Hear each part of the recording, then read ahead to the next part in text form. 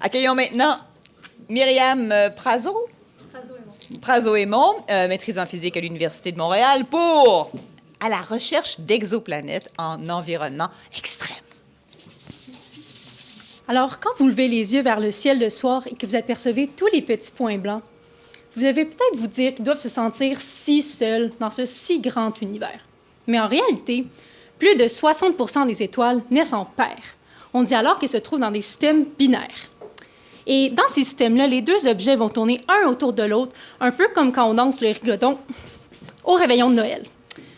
Et moi, ce qui m'intéresse, dans le fond, c'est que des fois, il peut y avoir un échange de matière entre les deux objets.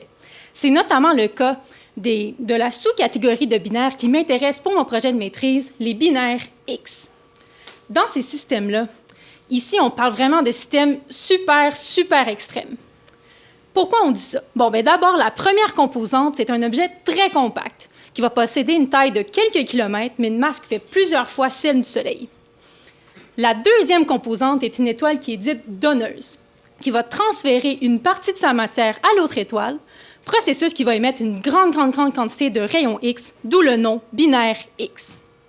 Toutefois, depuis plus de 50 ans, la communauté scientifique a toujours cru que les binaires X étaient simplement binaires.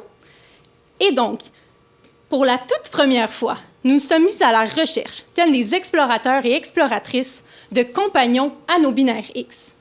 Ces compagnons, ça pourrait très bien être des grosses étoiles ou même des objets beaucoup plus petits, des exoplanètes. Mot qu'on prend pour désigner des planètes qui ne tournent pas autour de notre Soleil.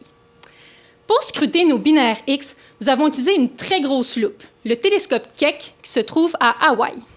Nous avons donc imagé l'environnement de nos binaires X à la recherche de trésors, soit des sources lumineuses.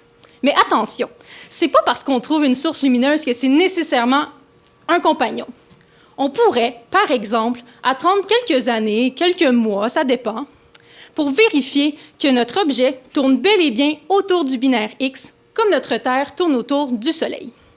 Et donc, bref, mon projet de maîtrise vient relier deux sujets complètement différents en astronomie, soit les trous noirs et les exoplanètes. Au total, nous avons trouvé plus d'une 50aine de sources et nos analyses nous montrent que plusieurs d'entre elles pourraient être des compagnons. Ces découvertes nous démontrent que les étoiles et les exoplanètes pourraient bel et bien exister et survivre dans les environnements extrêmes causés par les binaires X. Et donc, la prochaine fois que vous regardez le ciel, dites-vous que les petits points blancs ne sont pas si seuls que ça dans l'univers. Merci! Finalement, dans l'univers, on trouve de tout, même un ami ou un compagnon. Morale de l'histoire.